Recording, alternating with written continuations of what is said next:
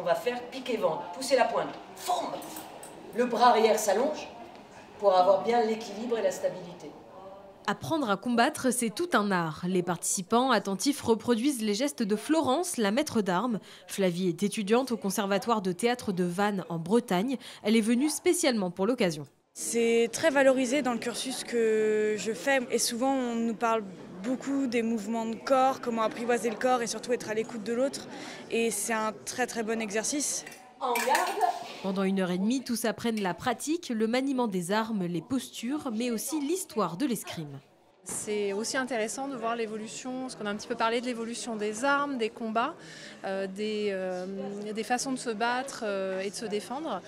Donc ça permet aussi d'ancrer une pièce dans son époque quand on décide de mettre des combats dedans. Je pensais qu'il allait y avoir beaucoup plus de pratiques, mais justement le fait de découvrir l'histoire de l'escrime, comment c'est né, les différentes positions, les noms des gens qui ont inspiré les positions d'aujourd'hui, c'était très très intéressant et j'ai beaucoup aimé.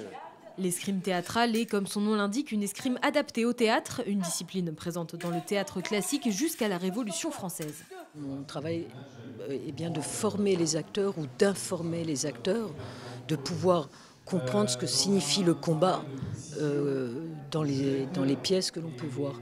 Et également commencer à leur montrer comment on peut interpréter un personnage, une arme à la main, avec une chorégraphie qui va être imposée au fur et à mesure du texte et des répétitions.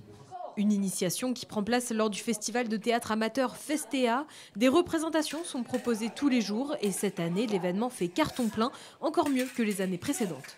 Un petit peu moins à 14h parce que c'est toujours un peu compliqué la première représentation. Mais le soir, c'est compliqué aussi parce qu'il y a des gens qui restent à la porte. C'est ouvert d'abord et avant tout aux compagnies qui viennent passer une semaine ici, mais c'est ouvert à tout public. Une belle surprise pour cette 40e édition du festival. Festea se poursuit jusqu'à vendredi à Saint-Cyr-sur-Loire. Et ça nous donne 1 pour